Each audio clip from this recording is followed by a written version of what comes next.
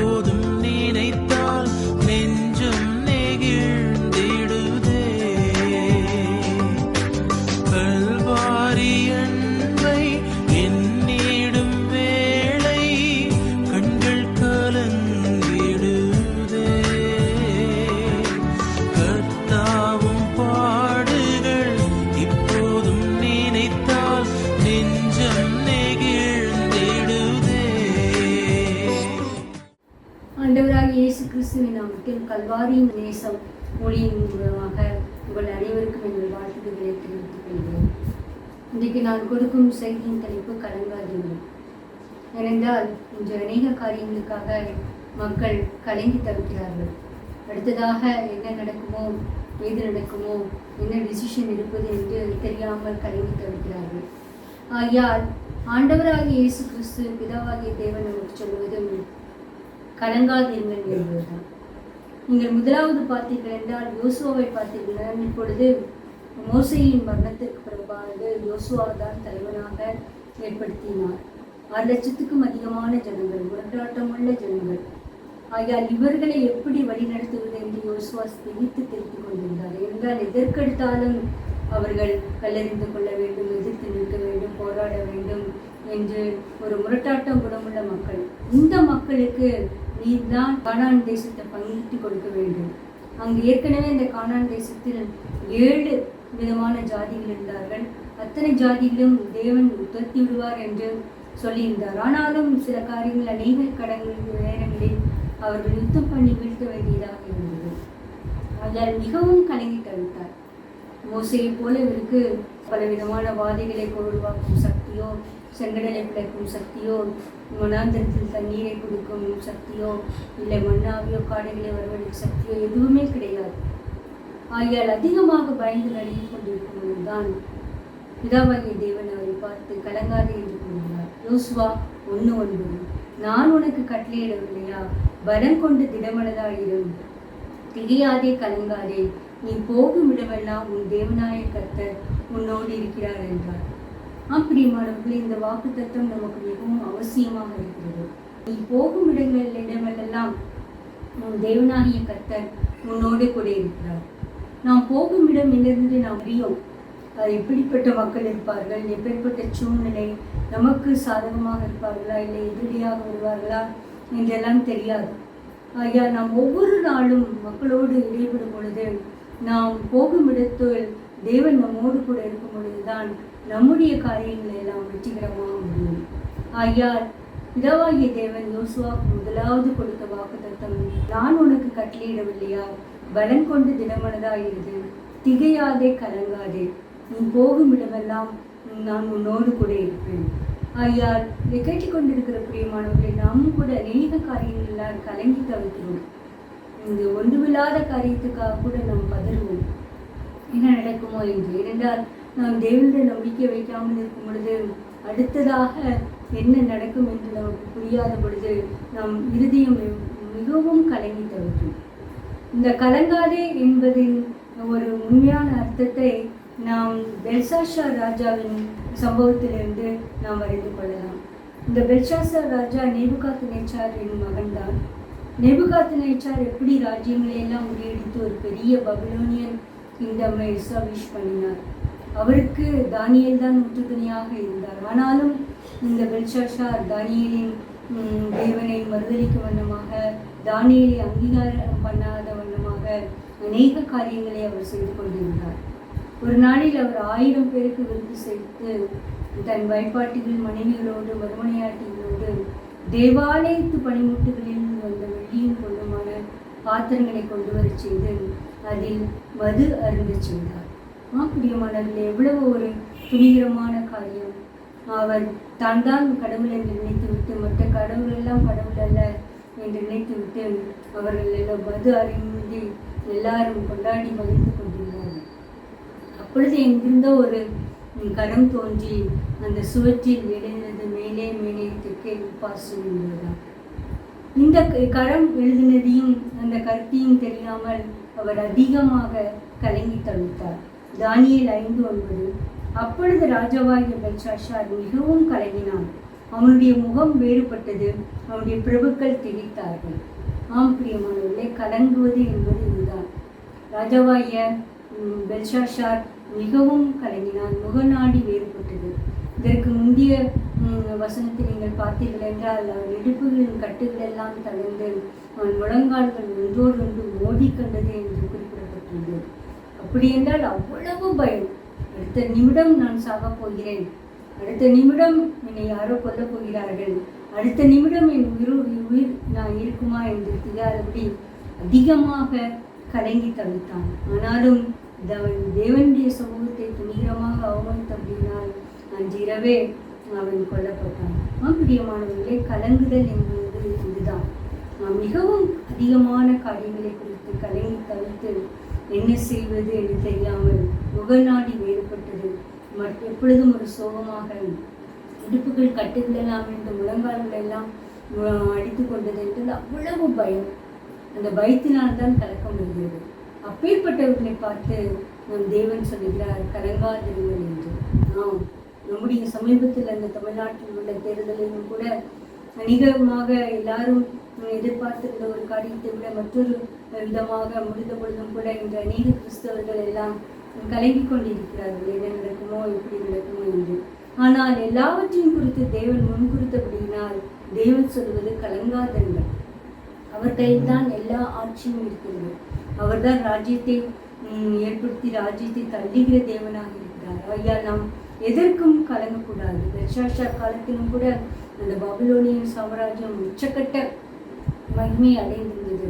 அவர்களை யாருமே தாக்க முடியாது என்று நினைத்த மனமாக அவ்வளவு நாகரிகத்திலும் இராணுவ பலத்திலும் முன்னேறி இருந்தார்கள். ஆனாலும் அவர் தேவனுக்கு விரோதமாக செயல்பட்ட போது ஒரு நொடி பொழுதில் இந்த ராஜ்யம் மாறி போய்விட்டது. ஐயா, நாம் எதை குறித்தும் கவலைப்படக்கூடாது, கலங்கக்கூடாது. தேவன் நம்மை நடத்துவார் என்று ஒரு நிச்சயமான தன்மையை ஊற்றுக்கிறார் சொல்லுவதற்காக தான் தேவன் யோசுவாவை பார்த்து கலங்காதிருங்கள் என்று கூறினார். இப்பொழுது யோசுவா எரிகோ மதிலை பிடித்து விட்டார். மற்றும் வெகு சுலபமாக எரிகோ பட்டணம் மிகவும் உயரமான மதிலில் உள்ள பட்டணம். அந்த பட்டணத்தை தேவனுடைய ஆலோசனையினால் அவர்கள் சுற்றி வந்து இடிந்து விழுந்து அவர்கள் அந்த பட்டணத்தை பிடித்து கொண்டு விட்டார்கள். இல்லைங்க, மற்றவர்கள் எல்லாரையும் அந்த எரிகோ பட்டணத்து மக்களை எல்லாம் பட்டய கத்தினால் வெட்டி துண்டாடி போட்டு விட்டார்கள், ராக குடும்பம் தவிர. ஆனாலும் இவர்கள் அதிகமாக ஆண்டவர் கொடுத்த கட்டளை என்னவென்றால், நீ அங்குள்ள ஒரு வெள்ளியும் பொண்ணும் எதுவுமே நீ எடுக்கக்கூடாது, எல்லாம் நீ கொண்டு வந்து ஆண்டவருக்காக கொடுக்க வேண்டும் என்றுதான் சொன்னார். ஆனாலும் ஒரு துணிகரமாக ஆகான் என்பவன் ஒரு பபலோன சேவலையும் வெள்ளிப்பாலத்தையும் எடுத்து கொண்டு விட்டார். இது யோசுவாவுக்கு தெரியாமல் இருந்தது. அதனால் அவர்கள் ஆயிப்பட்டினத்தை சென்ற பொழுது ஆயிப்பட்டினத்தை வேவு பார்த்து வந்தவர்கள் சொன்னார்கள், சிறிய பட்டணம்தான், ஒரு 3000-4000 பேர் இருந்தாலே போதும், நாம் மடங்கடித்து விட வேண்டாம், எல்லாரும் போக வேண்டாம் என்று சொன்னார்கள். ஆனாலும் அவர்கள் சென்ற பொழுது அவர்களுக்கு முன்பாக முறிந்து விழுந்தார்கள். இதனால் யோசுவா மிகவும் கலங்கி போய்விட்டார். என்ன ஆண்டவரே, ஒரு யுத்தத்தில் நாங்கள் வெற்றி பெற்று விட்டோம் என்று அதிகமாக மகிழ்ந்து கொண்டிருந்தோம். இப்பொழுது இந்த சாதாரண ஆயுப்பட்டினத்தை நாங்கள் பிடிக்க முடியவில்லை என்று எங்கள் எதிரிகளெல்லாம் கேட்டால் உடனடியாக எங்கள் மேல் வந்து விடுவார்களே, என்ன செய்வது என்று இருந்த பொழுது ஆண்டவர் அந்த ஆகானையும் அவன் குடும்பத்தாரையும் அழித்து போட்டுவிட்டு மறுபடியும் ஒரு ஆலோசனை சொல்கிறார். யோசுவா 8:1. அப்பொழுது கர்த்தர் யோசுவாவை நோக்கி, நீ பயப்படாமலும் கலங்காமலும் இரு, நீ யுத்த ஜனங்கள் யாவரையும் கூட்டிக் கொண்டு ஆயுப்பட்டினத்தின் மேல் போ. இதோ ஆயின் ராஜாவையும் அவன் ஜனத்தையும் அவன் பட்டணத்தையும் அவன் நாட்டையும் உன் கையிலே ஒப்புக் கொடுத்தேன் என்றார். பிரியமானவர்களே, இங்கு தேவன் சொல்வது, இன்னும் கலங்காது, ஆயுப்பட்டினத்தை பிடிக்க முடியவில்லை என்று நீ கலங்காது. இப்பொழுதுதான் தீட்டானவர்களை எல்லாம் நீ எடுத்து போட்டு விட்டேயே, சாபத்தீடானவர்கள் எல்லாம் எடுத்து போட்டு விட்டேயே. ஆக இப்பொழுது எல்லா மக்களோடும் போ. இஸ்ரவேல் ஜனங்கள் திட்டமிட்டது 2000-3000 பேரை கொண்டு ஆயுப்பட்டினத்தை அடித்து விட்டலாம். ஆனால் தேவன் சொல்வது, எல்லா மக்களோடும் நீ கூட்டிக் கொண்டு போ. அப்பொழுது ஆயுப்பட்டினத்தின் ராஜாவையும் அவன் ஜனத்தையும் அவன் பட்டணத்தையும் அவன் நாட்டையும் உனக்கு கம்ப்ளீட்டாக கொடுக்கிறேன் என்று சொல்லிவிட்டார். பிரியமானவர்களே, நாம் சிறிய காரியங்களில் தவறும் பொழுது நம்மை நாமே ஆராய்ந்து பார்க்க கடமைப்பட்டுள்ளோம். எந்த காரியத்துக்காக நாம் பெரிய வெற்றி பெற்ற நாம் ஒரு சிறிய காரியத்தில் தோல்வி அடைந்து விட்டோமோ என்று நினைக்கும் பொழுது நிச்சயமாகவே நம்முடைய வாழ்க்கையிலும் ஏதாவது ஒரு சாபத்தியான காரியங்கள், பொருளாசி உள்ள காரியங்கள் இருக்கிறதா என்று நாம் ஆராய்ந்து பார்க்க வேண்டும். பொருளாசி உள்ளவர்களாக நாம் இருக்கும் பொழுது நிச்சயமாகவே சிறிய காரியத்தில் மிகவும் வெட்கமடைந்து கொள்கிறோம். ஆகையால் தான் தேவன் இதை எழுதி வைத்துள்ளார். பயப்படாமலும் கலங்காமலும் இருங்கள். சிறிய காரியமானாலும் தேவனுக்கு பிரியமில்லாத காரியங்களை எல்லாம் நம் வாழ்க்கையிலிருந்து எடுத்து போடும் பொழுது நிச்சயமாகவே நமக்கு ஒரு பெரிய வெற்றியை தேவன் தருவார். ஐயால் இதை கேட்டுக்கொண்டிருக்கிற பிரியமானவர்களே, நீங்கள் ஏதோ ஒரு சிறிய காரியத்தில் ஒரு பெரிய தோல்வியை சந்தித்துக் கொண்டு மிகவும் கலங்கி போயிருக்கிறீர்களா? கலங்க வேண்டாம். தேவன் உங்களை அறிவுறுத்துகிறார், நீ பலங்கொண்டு திடமனதாயிருந்து அறிக்கை பண்ண வேண்டிய காரியங்களை எல்லாம் அறிக்கை பண்ணிவிட்டு விட்டுவிட வேண்டிய காரியங்களை நீங்கள் விட்டுவிடுங்கள். அப்பொழுது நிச்சயமாகவே நமக்குள் ஒரு பெரிய வெற்றியை சம்பாதித்துக் கொள்ளலாம். அடுத்ததாக இங்கு பாராக்கு தெபரால் நியாயாதிபதிகள் காலத்திலையும் அவர்கள் அதிகமாக மற்ற ராஜாக்கள் மூலம் பாடுபட்டார்கள். அவர்கள் யோசுவாவின் மூலம் கானான் தேசத்தை சுதந்திரித்துக் கொண்ட பொழுதும் கூட அந்த தேசத்தை சுதந்திரித்துக் கொண்ட பொழுது பிற்பாடு மற்ற புறஜாதிகளோடு கலந்து அவர்கள் தெய்வ பவன வணக்கங்களையும் கற்றுக்கொண்டு அவர்களுக்கு அந்த தெய்வங்களுக்கு பலியிட்டு தங்கள் மகளை எல்லாம் தீயிட்டு மூளையை கண்டு கொடுத்து கொண்டே இருந்தார்கள். மிகவும் அருவருப்பான செயலை செய்து கொண்டிருந்தார்கள். தேவனை மறந்து விட்டார்கள். ஆகையால் அவர்களை ஒடுக்குகிற கையில் ஒப்பு கொடுத்தார். அவர்கள் அதிகமாக கூக்குரலிட்டு முறைப்பாடு செய்யும் பொழுது நியாயாதிபதிகளின் மூலமாக ரட்சித்தார். அப்படி ஒரு காரியம்தான் இந்த இஸ்ரவேல் ஜனங்கள் மறுபடியுமாக கானானியருக்கு அடிமைப்பட்டிருந்தார்கள். அந்த கானானியின் ராஜா யாபின், அதனுடைய படைத்தளபதி சிசரா, அவருக்கு 900 இருப்பு ரதங்கள் இருந்தது. 1 2 அல்ல, 900 இருப்பு ரதங்கள். அந்த காலத்தில் இருப்பு ரதங்கள் என்பது இந்த காலத்தில் ஒரு நாடு ஒரு ஆட்டம் பாம் வைத்திருப்பதற்கு சமானம். எப்படி மற்ற நாடுகள்லாம் ஆட்டம் பாம் வைத்திருக்கிற நாட்டை குறித்து அதிகமாக பயப்படுகிறதோ, நாம் ஏன் சண்டைக்கு செல்ல வேண்டும், அடங்கி போய்விடலாம், ஒரு பாம் போட்டால் போதும், நம் நாடே நடிந்துவிடும் என்றெல்லாம் நினைத்து நடுங்குவார்கள். அதே போல்தான் இந்த சிஸ்டராவுக்கு 900 இருப்பு தரார்கள். இஸ்ரவேல் மக்கள் அந்த கானான் ராஜாவுக்கு அடிமைப்பட்டு கிடந்தார்கள். அவர்களுக்கு எந்த இராணுவமும் கிடையாது, இராணுவ பலமும் கிடையாது, அவர்களுக்கு ஒரு ரதம் கூட கிடையாது. ஆகையால் அவர்கள் இந்த சிசராவையும் யாபினை எப்படி முறியடிப்பது என்பது தெபோராள் மூலமாக ஒரு ஆண்டவருடைய வாக்கு வந்த பொழுதினால் அவர் பாராக்கு மூலமாக அவர்கள் யுத்தத்துக்கு சென்ற பொழுது ஆண்டவர் யுத்தம் செய்தார். நியாயாதிபதிகள் 4:15 கர்த்தர் சிசராவையும் அந்த எல்லா ரதங்களையும் சேனை அனைத்தையும் பாராக்குக்கு முன்பாக பட்டயக்கருக்கினால் கலகடித்தார். சிசரா ரதத்தை விட்டிறங்கி கால்நடையாய் ஓடிப்போனார். பிரியமானவர்களே, நாம் கர்த்தர் யுத்தம் பண்ணும் பொழுது மற்ற ஆப்போசிட் பார்ட்டியை கலங்கடித்து விடுவார். பட்டயக்கருக்கினால் கலங்கடித்து விட்டார். இங்கே சிசரா ரதத்தை விட்டு இறங்கி கால்நடையாய் ஓடிப்போனார். அவர் அப்பொழுது அந்த ரசத்தில் உட்கார்ந்திருக்க அவனால் முடியவில்லை. பட்டயக்கருக்கு அவனை சங்கரிக்கும்படியாக வந்தது. அதனால்தான் தப்பித்தால் போதும் பிழைத்தால் போதும் என்று ரதத்தை விட்டு இறங்கி ஓடி போனான். பிரியமானவர்களே, நம்முடைய வாழ்க்கையிலும் நாம் தேவனுக்கு பிரியமில்லாத விக்கிரகாராதனை என்ற அருவருப்பான காரியங்கள் நாம் படைக்கும் பொழுது நிச்சயமாகவே நாம் இந்த கானானியின் ராஜாவுக்கு போல் ஒரு ஒடுக்கப்பட்டு திரிவோம், அதிகமாக கலங்கி தவிப்போம். ஆனால் தேவனுக்கு முன்பாக நம் வழியை நேர்மைப்படுத்தும் பொழுது நிச்சயமாகவே எத்துணை பெரிய படையாக இருந்தாலும் நம் கலக்கங்களை எல்லாம் நீக்கி தேவன் அவர்களை சிதறடிப்பார். ஆகையால் நாம் மிகவும் ஜாக்கிரதையாக இருக்க வேண்டும். கிறிஸ்தவ வாழ்க்கை என்பது ஏதோ ஏனோ தானோ என்று சாதாரண ஜீவியம் இல்லை. அப்படி செய்தால் என்ன, இப்படி செய்தால் என்ன, இது தப்பா, கடைசி நேரத்தில் நாம் மன்னிப்பு கேட்டுக்கொள்ளலாம் என்றெல்லாம் தெரியாது. ஏனென்றால் பாருங்கள், சிசரா அதிக நம்பிக்கையோடு தான் யுத்தத்துக்கு வந்தான். நீங்கள் அந்த அதிகாரத்தை நீங்கள் பார்த்து கொண்டிருந்தீர்கள் என்றால் சிசராவின் தாய் சொன்னால் அவர் இத்தனை பெண்களை பிடித்து கொண்டு வர வேண்டாமா, கொள்ளையிட வேண்டாமா என்றெல்லாம் அவர்கள் அதிக எதிர்பார்ப்போடு எதிர்நோக்கி கொண்டிருந்தார்கள். ஆனால் தேவன் அவர் படையில் கலங்கடித்ததனால் அவர்கள் தோற்று போனார்கள். சங்கீதம் 83:10 பார்த்தீங்கன்னா, நிலத்துக்கு எதிர்வாய் போன சிசரா யாபின் என்பவர்கள் செய்தது போலவும் அவர்களுக்கு சொல்லுவோம். சிசரா யாபின் எங்கே எப்படி யாரால் வீழ்த்தப்பட்டார்கள் என்று தெரியாது. சிசரா நமக்கு தெரியும், நன்றாக தெரியும், ஒரு பெண்ணினால் உடராணியால் அடிக்கப்பட்டு அவன் இறந்து போனான். யாபின் ராஜாவுக்கு என்ன நடந்தது என்று தெரியாது. பெரிய ராஜா, 900 இருப்புரதங்கள் உள்ள ராஜா. அவர்களுக்கு ஒரு கல்லறையும் கிடையாது, ஒன்றும் கிடையாது. நிலத்துக்கு எருவாய் போனார்கள். பிரியமானவர்களே, நம்மை கலங்கடிக்கிறவர்களே தேவன் கலங்கடிக்க முடியும். நாம் தேவனுக்கு விரோதமான காரியங்களை எல்லாம் நாம் அகற்றிவிட்டு தேவனுக்கு பிரியமானபடி இருக்கும் பொழுது நாம் சொற்பமாக இருந்தாலும், சிறுமையாக இருந்தாலும், அற்பமானவர்களாக இருந்தாலும், எதிரி மிகவும் பலம் உள்ளவர்களாக இருந்தாலும், நினைத்து பார்க்க முடியாத அளவுக்கு இருந்தாலும், தேவன் யுத்தம் பண்ணும் பொழுது நிச்சயமாகவே அவர்கள் கலங்கடிக்கப்பட்டு போய்விடுவார்கள். நாம் கலங்க தேவையில்லை. ஆகியால் இதை கேட்டுக்கொண்டிருக்கிற பிரியமானவர்களே, நீங்கள் திடமனதாக இருந்து தேவனையே பற்றி கொண்டிருங்கள்.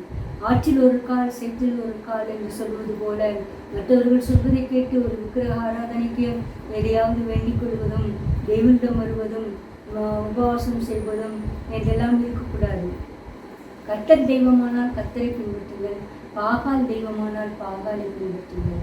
ஆகியால் கர்த்தரை தெய்வம், கர்த்தரை தெய்வம் என்று நாம் முழங்கும் பொழுது முழு மனதோடு, வாயால் சொல்லக்கூடாது, முழு மனதோடு அவரை நேசித்து முழங்கும் போது மட்டும்தான் நிச்சயமாகவே நாம் சிசரா யாபின் போன்ற பெரிய படைகளை கலங்கடித்த தேவன் நம்முடைய வாழ்க்கையிலும் நம்மை கலங்கடிக்கிறவர்களை கலங்கடிக்க பண்ணி நமக்கு ஒரு பெரிதான வெற்றியை அளித்து செய்வார்.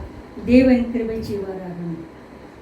அடுத்ததாக தாவீது வாழ்க்கையிலும் கூட பார்த்தீர்கள். சவுல் ராஜாவின் காலத்தில் கோலியாத் என்ற ஒரு பெலிஸ்தன் 30 நாள் அளவும் வந்து அங்கு இஸ்ரவேல் ஜனங்களை பயமுறுத்தி கொண்டு வந்திருந்தான். இஸ்ரவேல் ஜனங்களும் இப்பொழுதுதான் ராஜ்யத்தை ஸ்தாபித்திருக்கிறார்கள். அவர்களுக்கு எந்த குறிப்பிட்ட இராணுவம் கிடையாது. மக்கள் எல்லாம் கூடி எதிர்க்க இருக்கிறார்கள். பட்டயமோ எந்த ஒரு கருவியும் கிடையாது. ஏனென்றால் அப்பொழுதுதான் சவுல் ராஜாவாக தேர்ந்தெடுக்கப்பட்டு இருந்தார். ஆனால் தாவீது சிறு பையனாக இருந்தாலும் தேவனிடம் உள்ள அதீதமான நம்பிக்கையினால் இவ்வாறு கூறினார். 1 சாமுவேல் 17:32. தாவீது சவுலை நோக்கி, இவன் நிமித்தம் ஒருவனுடைய இருதயம் கலங்க வேண்டியதில்லை.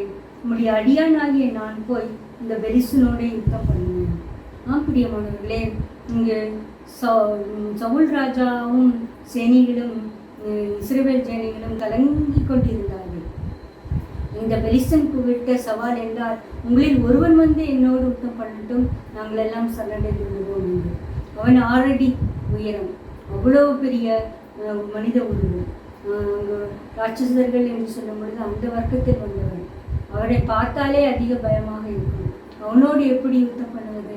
ஆனாலும் தாவீது சிறுவனாக இருந்த பொழுதும் தேவன் பேரில் உள்ள நம்பிக்கையினால் இவன் ஜீவனுள்ள தேவனை தூஷிக்கிறதுக்கு எம்மாத்திரம் என்று சொல்லி அதிக தைரியத்தோடு போகிறான். பிரியமானவர்களே, நாம் தேவன் பேரில் வைக்கும் நம்பிக்கை நம்மை கலங்கடிக்க பண்ணாது.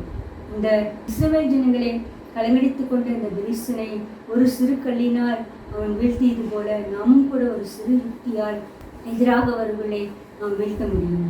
அதற்கு நாம் தாவீதை போல தேவன் மேல் அதிகமாக விசுவாசமும் அன்பும் வைக்க வேண்டும். அப்பொழுதுதான் நமக்கு ஒரு மனோதைரியத்தை தேவன் தருவார். நம் ஆண்டவராக இயேசு கிறிஸ்துவும் இந்த கலங்கடிக்க பண்ணுகிறவர்களை எல்லாம் கலக்கத்தை நீக்குவதற்காக தான் இந்த உலகத்தில் வந்தார். இந்த பெதஸ்தா புறத்தில் பார்த்தீர்கள் என்றால் யோவான் 5ஆம் அதிகாரத்தில் 38 வயதுமாக வியாதி உடைய ஒரு மனுஷன் அங்கே இருந்தார். 38 வருஷம் என்றால் பாருங்களேன், அவன் ஒரு 30 வயதில் வியாதியாக இருந்தாலும் 38 68 வயதாகிவிட்டது. கிட்டத்தட்ட 70 வயது.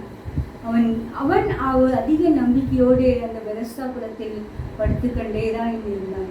ஏனென்றால் அந்த பெதஸ்தா குளத்தில் எப்பொழுதாவது ஒரு தூதன் வந்து தண்ணீரை கலக்குவான்.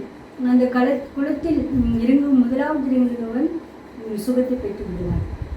ஆனால் ஆண்டவர் இவன் உள்ளம் எப்பொழுது அந்த தண்ணீர் கலங்கும் என்று கலங்கி கொண்டே இருந்தது. கிட்டத்தட்ட 38 வருஷமாக கலக்கம் தீரவே இல்லை. ஆனால் அந்த தண்ணீரை கலக்க ஒருவர் வரவில்லை.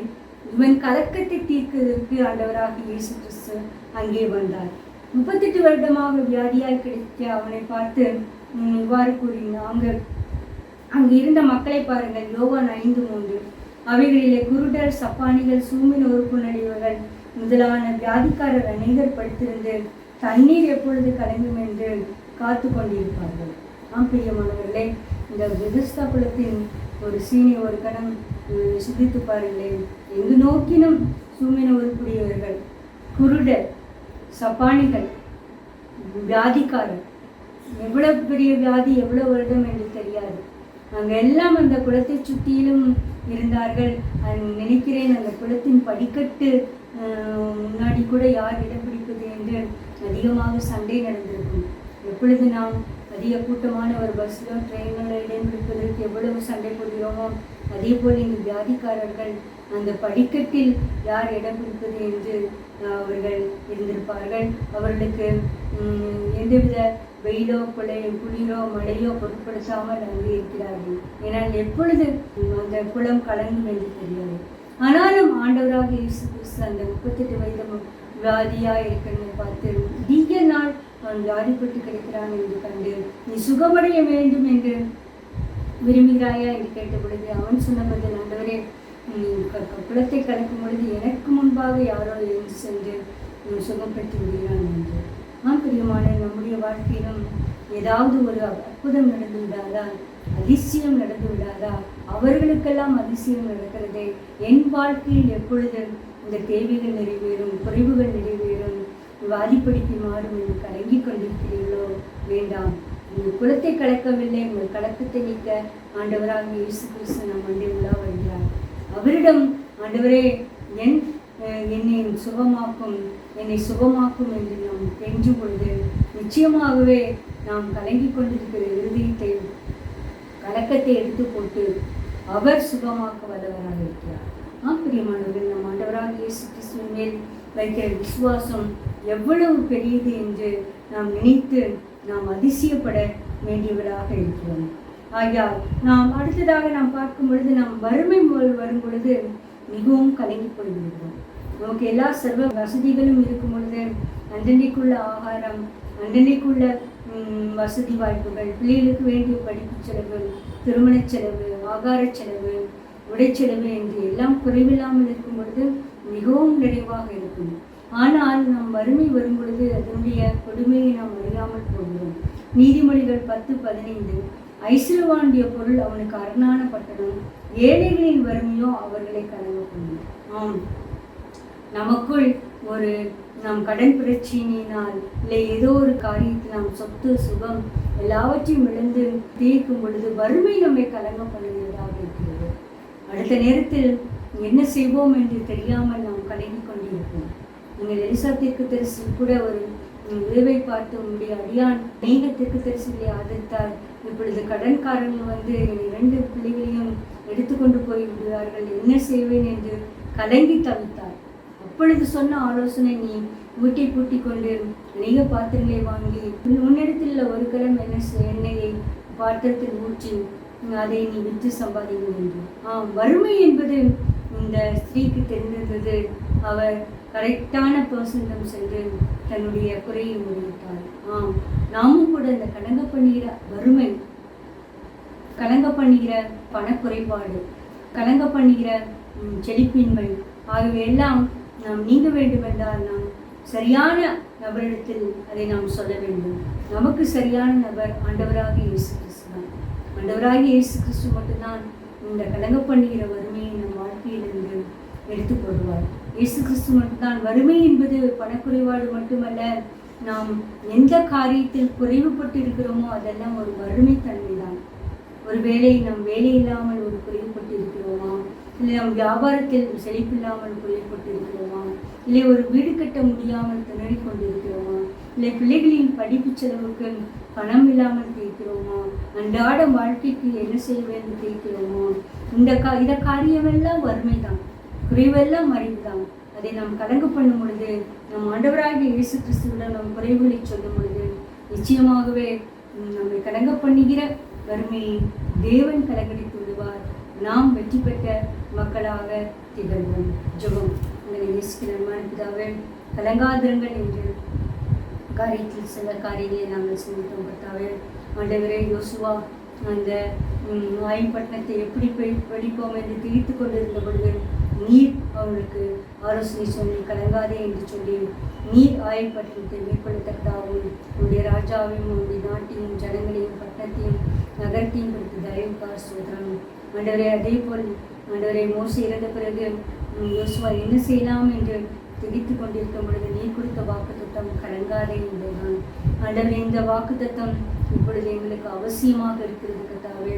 ஆண்டவரே, இந்த தமிழ்நாட்டில் நடக்கிற எல்லா சூழ்நிலையும் பார்த்து நாங்கள் கலங்கி தவிக்கிறோம் கர்த்தாவே. பரிசுத்தப்பனே, உம்மை நோக்கி கூப்பிடுகிற ஒவ்வொரு மனதிலும் ஆண்டவரே கலக்கத்தை எல்லாம் நீர் இடித்து போட வேண்டும் என்று கெஞ்சிடும் கர்த்தாவே.